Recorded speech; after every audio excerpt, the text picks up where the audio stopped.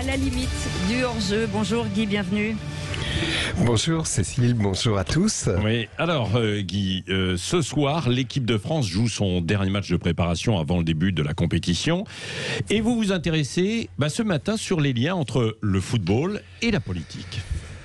Et oui Patrick, car si j'aime le foot, la politique est ma deuxième passion. Et d'ailleurs, je vais vous faire un aveu, j'aime à fréquenter les personnalités politiques de haut niveau, les pointures, les épées, bref ceux qui marqueront l'histoire de ce pays comme Harlem Désir, Luc Ferry, Hervé Morin et l'ensemble du groupe Europe Écologie Les Verts. Voilà pourquoi j'ai décidé ce matin de faire le lien entre mes deux passions en décryptant pour vous la couleur politique des gestes du football. Et oui, car il existe des gestes de droite et d'autres de gauche. Par exemple, le tacle. Le tacle est un geste de droite, évidemment.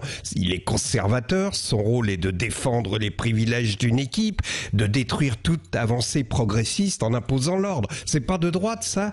Le tacle de droite est autorisé quand il est régulier. C'est même un geste sous-coté qui peut parfois être élégant lorsqu'il est bien pratiqué. On se souvient notamment que les tacles de Philippe Séguin étaient des œuvres d'art. Malheureusement, il existe également le tacle irrégulier, les deux pieds décollés du sol, celui qui fait mal, qui fauche l'adversaire, comme disait Thierry Roland, il l'a fauché comme un lapin en plein vol. Ce tacle qu'on appelle tacle à la carotide est pratiqué par des joueurs à la limite de la régularité qui, lorsque l'arbitre leur donne un carton jaune, crient à l'injustice en prétendant qu'ils jouaient le ballon. Bon, et qui sont ces personnalités politiques qui taclent, j'allais dire, quasiment au niveau des gencives alors ?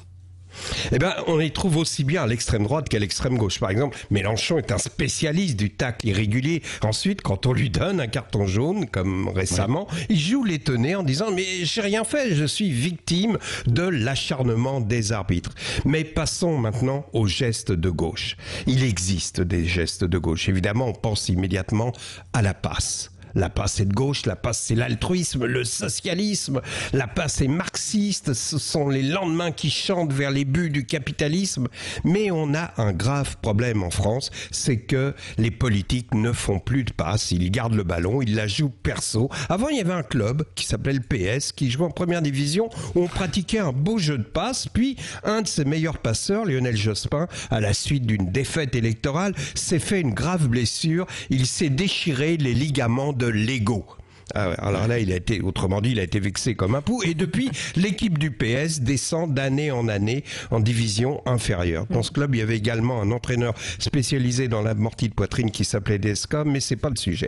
Aujourd'hui, sur le terrain politique, Emmanuel Macron, c'est Di Maria. C'est-à-dire qu'au départ, il se positionne à gauche, mais c'est pour mieux repiquer au centre et tirer à droite. Ce soir, l'équipe de France joue son dernier match de préparation à l'Euro contre la Bulgarie. À cette occasion, on va assister au retour de N'Golo Kanté. Tout le monde aime N'Golo Kanté, aussi bien sur le plan humain que sportif. Il sait tout faire, les gestes de droite comme de gauche, il tacle à la perfection comme ceux de droite, il offre des ballons sublimes à ses partenaires comme un vrai homme du socialisme. On rêve d'un homme politique qui aurait sa personnalité. Malheureusement, dans ce domaine, on n'est pas prêt d'être champion du monde. Merci Guy Carlier, chaque matin dans ce créneau horaire. Donc Guy à la limite du hors-jeu.